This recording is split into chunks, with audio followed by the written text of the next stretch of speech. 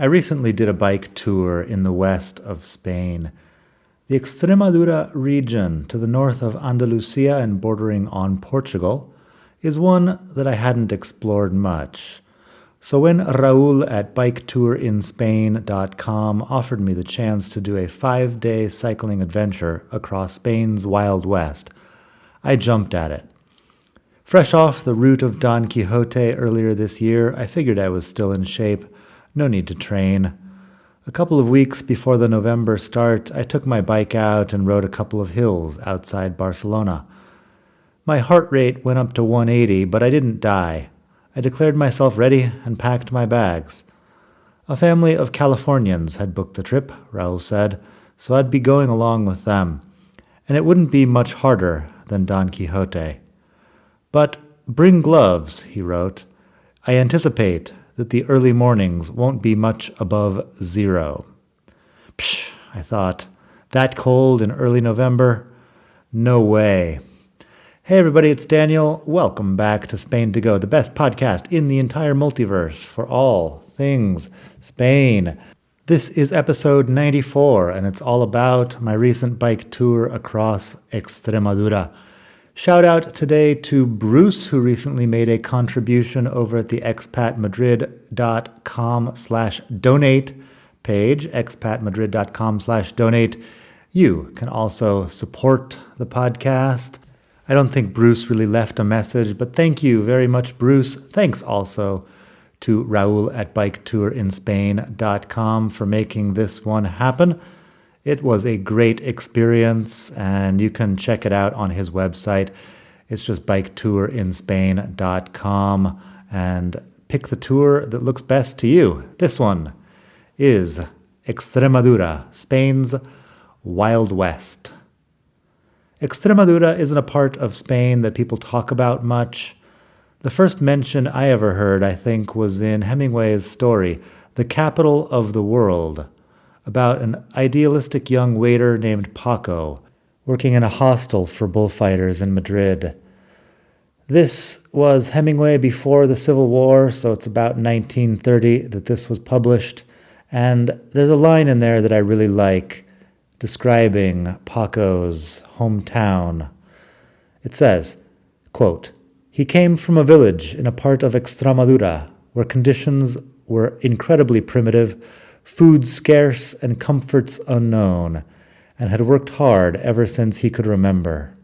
I love that line, and the story is really good as well. Things do not go well for Paco, but you should read it. It's called The Capital of the World, and it packs a lot of Spanishness into about 6 pages. Later, living in Madrid, I was in a flat next to Paseo de Extremadura, the street that eventually becomes the A5 highway, connecting the capital with the southwestern part of Spain. And about 12 years ago, I went out to Mérida and a couple of other places during Holy Week for some national tourism. My main impression of Extremadura back then was a lot of rain, a lot of oak trees, and a lot of sheep. Since then, I haven't been back, but the bike tour starts on a Monday in November from Cáceres, so here I am. The hilltop city of Cáceres has been populated for thousands of years, possibly since the time of the Neanderthals. Today, it has one of the most complete medieval city centers in Europe, which has been declared a UNESCO World Heritage Site. In the city center, there are beautiful old buildings everywhere you turn. Somehow, people in the 15th century could afford to build these amazing monuments that would last for hundreds of years and that reminded them every day that they were part of a great civilization. I eat migas extremeñas, a local dish made of breadcrumbs, bacon, and chorizo, at El Figón de Eustaquio, then go to Mass at the Co-Cathedral and listen to the priest tell a story about a widow who makes bread for the prophet Elijah. Co-Cathedral means that the seat of the bishop is shared with another city. A few minutes later, the priest tells a story about another widow, one who donates her last 2 coins in the temple, and is seen doing so by Jesus. The moral of all of this seems to be that life gives to the giver and takes from the taker. But Don't be a show-off about your giving, says the priest. Dios aborrece actuar para la galería, he says. Dios aborrece el postureo. It's funny hearing a priest in a cream and gold robe talk about postureo, which is basically being a phony, a poser who does things just to impress others. By the time Mass is done, the full moon is out over the old square, and the light is gleaming on the ancient stone. Tomorrow we ride. Day 1, Cáceres to Trujillo. We start at a gas station outside Cáceres, the 4 Californians and I. A guy from a bike shop in Trujillo hands out the bikes, along with the helmets, the saddlebags, and a little toolkit for each of us. Loaded down with bottled water and trail mix, I head off towards the southeast. It only takes me a few minutes to take a wrong turn, and when I stop a few kilometers later, I have a text from one of the Californians. Check your GPS. You're on the wrong road. Ah, so I am. I follow a sheep trail back to the highway, getting muddy in the process, but enjoying the landscape nonetheless. The rest of the day I'm alone, not sure if I'm ahead of everyone else or behind them. The only town along the way is La Cumbre, and the bar at the municipal swimming pool is closed, so I go right through and start the climb to Trujillo, city of conquistadors. In the end, today is only 4 hours of cycling. It's not too hard, but still, I'm feeling the burn in my thighs. At a restaurant in Trujillo called El Siete de Sillerías, which also happens to be its address, I have what is possibly the best entrecôte of my life. I remember the food in Extremadura being exceptional last time I was here. So far, I haven't been disappointed this time either. After lunch, I briefly rest my legs at the Parador before hitting the town. Raúl has planned this bike tour well. I've always wanted to stay at a parador, and the route we'll be doing has 2 of them. Paradores are government-run hotels that are usually in scenic locations and built inside old convents and monasteries. Think 4-star hotel, but in a century-old building on a hilltop. Trujillo is the birthplace of Francisco Pizarro. His equestrian statue in the town square calls him unapologetically Conquistador del Perú. Also from here, Francisco de Orellana, discoverer, quote unquote, of the Amazon River. A history of the Spanish conquest of the Aztec and Inca empires is beyond the scope of this article. Suffice it to say that it's controversial. Recently, in fact, the King of Spain was publicly not invited to the swearing-in of Mexico's new president, allegedly because he'd ignored a request that he apologize for La Conquista. I will mention that the Spanish like to talk about the leyenda negra, the black legend, in response to this sort of criticism. They claim that the British eventually wrote the history of the colonial period in a way that makes the Spanish look like the bad guys, when, in fact, the British were the bad guys, and the Spanish were just out spreading Catholicism. You can listen to Daniele Bolelli talk about the conquest of Mexico on the History on Fire podcast and draw some of your own conclusions. The story that Bolelli gives is a bit different than what I had gotten in high school, but like I said, it's controversial. In any case, the castle on top of the hill here in Trujillo has some impressive battlements.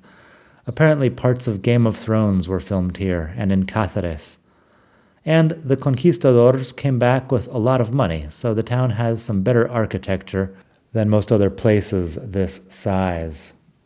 Mass in Trujillo is in the Church of St. Martin of Tours, coincidentally on November 11th, the feast of St. Martin. This one has 3 priests singing and talking about the life of the saint. Presumably, he's the same guy who gives his name to my neighborhood back in Barcelona. Afterwards, some old ladies have made cookies and brought wine for the congregation. 11 different people try to put a glass of wine in my hand. I just have some cookies. An 80-year-old guy in a flat cap chats me up. I tell him I'm not officially a Christian. I'm just checking out the scene. He asks more questions. How long are you in town for? Is Trump Catholic? He ends with, A ver si te enamoras de Cristo, as I walk away to find some dinner, expressing a hope that I will fall in love with Christ and become a Christian. Day 2 is Trujillo to Berthocana. Here's a Spanish cultural experience for you. Get up 2 hours before your hotel breakfast and go out and find the first cafe that opens in the morning. You get 5 extra points if it's in or near a bus station, 10 points if there's a couple of guys in reflective yellow vests at the bar, 15 points if anyone is doing shots before work, and 20 points if the place is full of local police about to start their shift. There should be a TV in the corner playing the telediario, several dusty bottles of brandy behind the bar, and a slot machine. Most Spanish towns have this bar, and if you're in a big city, there's probably one nearby as well. In Trujillo, that bar is Cafeteria Anticuario, and it's on Avenida de Madrid, open from 6 a.m. I'm up before sunrise because today's route is 55 kilometers to the small town of Berthocana. A bit sore from yesterday, I start the day early, riding through the dehesa, the typical Extremadura landscape of oak trees and grazing land used for sheep, cattle, and Iberian pigs. In theory, the Iberian black pigs can sometimes be seen wandering through the dehesa, feeding on acorns. Some of the most expensive ham here in Spain comes from these pigs. Jamón de bellota, or acorn-fed ham, is considered to be the best kind, but so far I haven't seen any pigs. The little road goes on past crumbling stone buildings, barns, black cows grazing in the sun. After a bit, I turn off onto a local highway. The view of the oak trees and the sparkling green grass still wet with dew is stunning. A huge truck stacked with bales of alfalfa goes by. Otherwise, there's almost no traffic. Cycling down the hill is pure euphoria. What exactly am I doing in Barcelona again? After several kilometers, the road goes by a large solar farm. A herd of sheep is grazing among the solar panels. Aldea Centenera, population 579, looks like any other town south of Madrid. A bar called El Desguace is the only thing open. I believe Desguace means junkyard. I stop in for a coffee. They don't have my snobbish sparkling water. After the town, the big hills start. This is a natural park of some kind, and the Extremadura region is important for bird watching. There's nothing around but the narrow road, the oak trees, and the many sheep. Climbing is hard, and this is a lot of altitude for a guy who lives at sea level. My head has been hurting, and maybe that's why, the altitude. It's like a throbbing pain at the back of my skull, mixed with the increasing pain where my ass hits the bicycle seat. This area seems to be completely empty, no traffic. The animals aren't used to people. They run off as soon as I approach the fence. I pass a fence post with a goat's horn skull attached to it with barbed wire. Memento mori. These hills are torture. I can walk up pushing the bike, and that's easier, but 25 kilometers uphill walking is going to take forever. Finally, I round a corner and spot some pigs. Lots of them. They see me riding up to the fence and stampede away, snorting. I watch their black butts bobbing off between the trees. There are a few stone bridges over little arroyos. The hills give way to mountains. This is getting real. I'm probably going to have to cycle over those mountains tomorrow. Finally, I go around a bend and see Berthocana on the mountainside in front of me. Outside town, I find the usual small town roadworks, a few guys standing around a cement mixer. Up the hill, the plaza has 3 bars. 2 are closed. The open one belongs to the hotel. Antonio inside is the receptionist, the cook, and who knows what else. He makes me some huevos rotos, and I sit outside and drink alcohol-free beer until the Californians ride up about an hour later. Berthocana has a church that's allegedly pretty nice, but closed. Inside, they venerate the remains of Saints Fulgencio and Florentina, brother and sister saints from Cartagena down south. which were found in an olive grove near town during the reign of Alfonso XI. In other words, it's a place that's been here forever. Day 3 is Berzocana to Guadalupe. I'm up and out of the hotel before 9 the next day. It's cold, but I figure once the sun comes out, I'll be fine. The sun has other ideas. Soon I'm swearing out loud as I ride up the mountain outside town, working my legs into an icy headwind, somehow both hot and cold at the same time. Those gloves Raul told me to bring are with the luggage being transferred to Guadalupe. By 9:30, I'm regretting a couple of things. The first part of the road is a gradual uphill, followed by several kilometers of flat. The weather at this altitude is just getting worse. By the time I get to the first mountain pass, the wind is howling and the sun is nowhere to be seen.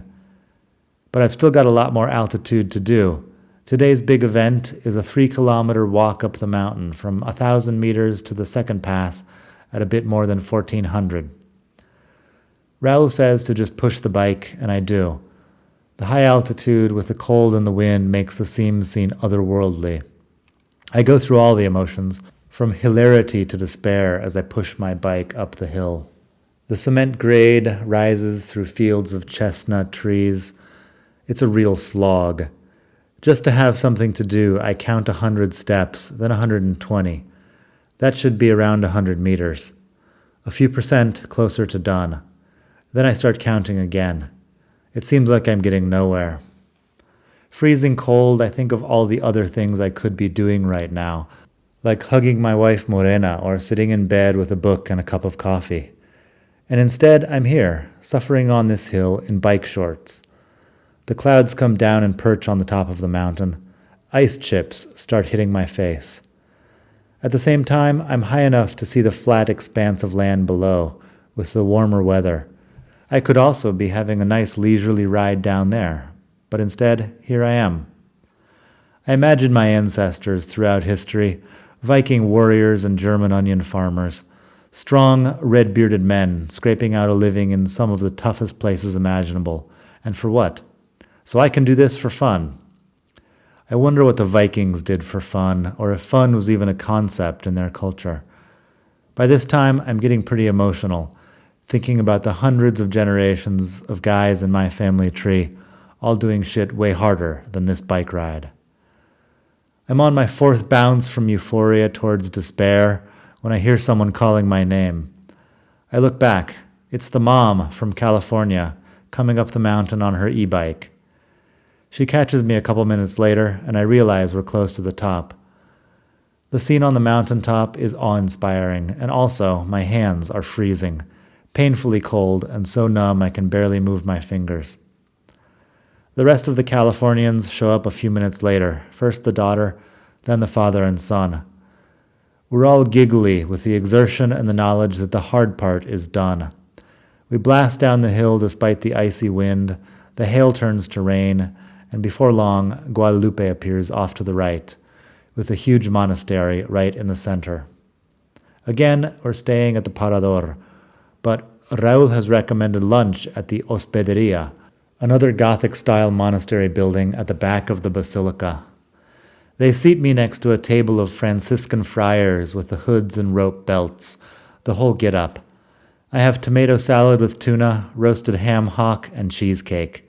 The things my ancestors did so that I can eat cake in fancy restaurants is also worth thinking about. At Mass later, there's an altar boy and a couple more friars in brown robes hanging around. The monastery of Guadalupe is home to the black-faced Virgin of Guadalupe, not to be confused with the Virgin of Guadalupe in Mexico, although the Mexican Virgin is pictured in a large painting on the wall, eyes downcast. This place is apparently a destination for pilgrims and has been since the 14th century. It's just that I'd never heard of it before now. El Señor es mi pastor, no me falta nada. El Señor es mi pastor, en verdes praderas me recostará.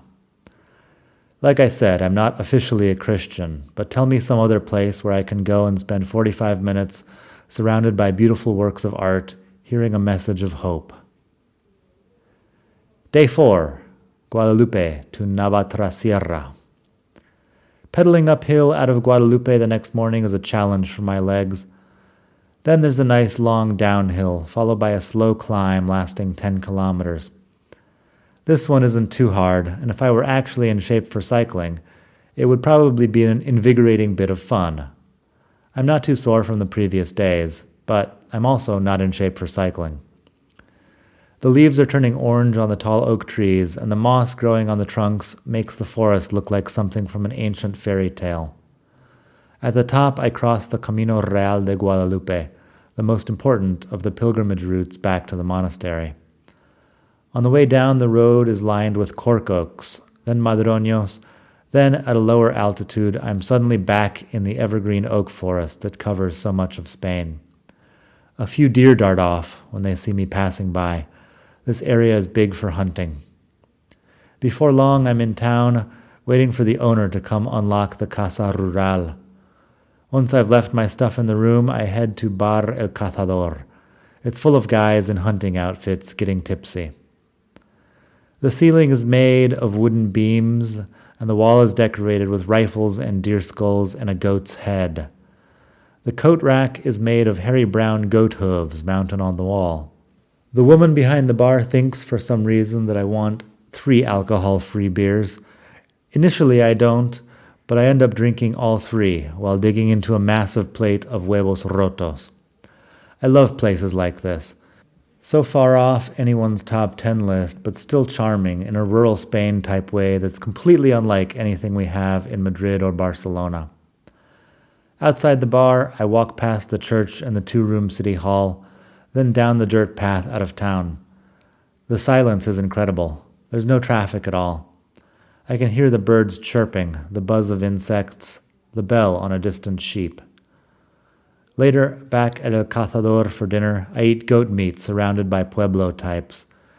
These are the conservative rural voters that big city Spaniards look down on, and they're all dressed up to hang out at the one bar in town.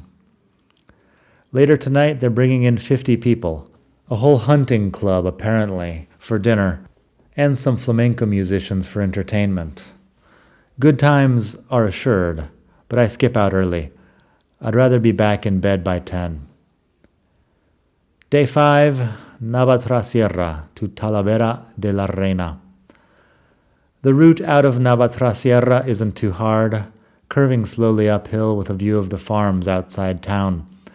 Today's route is 75 kilometers. That's long. I stop and look around up at the pass, but the fog is still sitting on the fields of La Mancha below, and I can't see much. Down the hill we ride along a dirt road past a cattle ranch. The Californians get ahead of me on a gravelly uphill. I stop for coffee in the next town. Might not see another bar for a while. After that, it's a long descent over the Rio Uso, between a couple of big hills blackened by a recent fire, and on to the Via Verde de Jara. Spain has over 3,500 kilometers of old train tracks that have been converted into hiking or biking paths called Vías Verdes. You can check them out at viasverdes.com. This one has got a few tunnels with no illumination. One is long enough that you spend a couple of terrifying moments riding in absolute darkness before the light from the other end reaches you. Finally, we get to Alberche del Caudillo, one of the colonies started by the dictatorship. Franco's government started hundreds of small towns back in the 40s, 50s, and 60s. They'd irrigate dry areas, build a town, and give the land to poor farmers. I never thought I'd visit one of these towns, but when I saw the words Del Caudillo on the map this morning, I knew what it meant. According to a 2012 article in El País, a lot of the towns and villages started by Franco's government don't feel much need to remove the caudillo from their names. I'm sure that's also controversial to some. The whole town, though, looks like it was designed by bureaucrats. The town square has a lumpen statue of a family of farmers. The original colonists are named on a list nearby. After that, it's 10 kilometers of muddy road and strong headwind into Talavera. 3 kilometers from town, a shepherd girl is walking a few dozen sheep down the road. They move out of the way for my bike, parting like water across the bow of a ship. And just like that, I'm back in civilization. Teenagers in tight pants whiz by on electric scooters. Druggies beg for change outside the bus station. There's traffic, noise, and El Corte Inglés, all the stuff you just don't have in the country. In a few minutes, Raul turns up to take the bike, and I'm done. As I wrote a couple of months ago, I've been in Spain for 20 years now. Check out episode 90 for more about that. In all of this time, this tour across Extremadura was, without exaggeration, one of the best Spanish experiences I have had. The landscapes were amazing, the food was good, and I had a great time exploring the towns in one of Spain's most overlooked regions.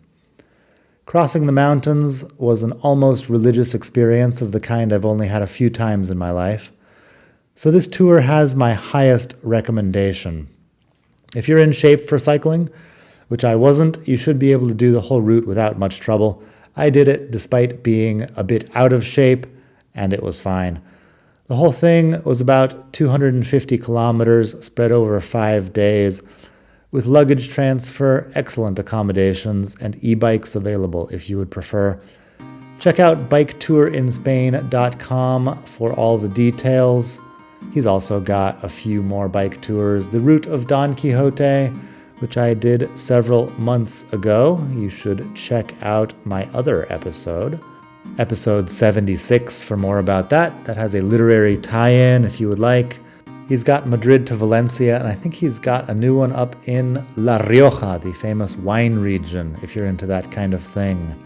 So biketourinspain.com, make sure to spell it correctly, biketourinspain.com, because there are other much more expensive services called, Bike Tour Spain or Spain Bike Tour or whatever.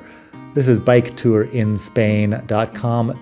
Tell Raul that you heard about him on the Spain to Go podcast, or you heard about him from Daniel. I'm sure he'll appreciate the business. It is a great thing to have available. In other news, like I said earlier, you can go to expatmadrid.com/donate to donate something to the cause here. I do this for free because I enjoy talking about Spain. But if you would like to support, I also appreciate that. Every little bit helps. You can donate €3. You can donate 3,000 euros if you'd like, or, pick some number in between. That's also fine. expatmadrid.com/donate. I'll give you a shout out on the next episode, most likely, if you've sent me money and I've forgotten to give you a shout out. This is your official apology. Sorry about that. I think I remember almost everybody. For now, you should probably not expect much from me for a few weeks. I'm going to India again. My lovely wife, Morena, is from India, as you may know. I wrote about my Indian wedding adventure a couple of years ago. Let me see if I can find a podcast episode about that. Who knows? Maybe I recorded it. No, it looks like I didn't, but you can check out expatmadrid.com for several articles about India. I've been there a couple of times now, and we're going to see Morena's family. We might end up in some other places as well.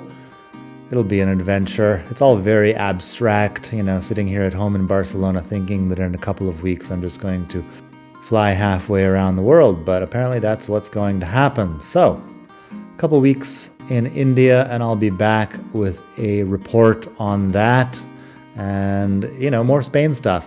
Let me know while you're over at expatmadrid.com/donate. Feel free to send me a message about something you might like to hear on the podcast. I'm open to suggestions. I can't do everything, but if it's something that I think I could make an interesting episode about, I'd be happy to do it. On YouTube, you have all the episodes of this podcast as well as some Spanish learning videos. I've also got a video of the first part of this Extremadura bike tour adventure up there. I will have more videos about that at some point. I've got to edit them. It takes a while. but I've got a whole lot of raw video of Extremadura there on my computer, and it will end up on YouTube soon. Thanks to Raul for making this one happen. Thanks to all the supporters for their support. And thanks to you for listening. Until next time, from beautiful Barcelona, hasta la próxima.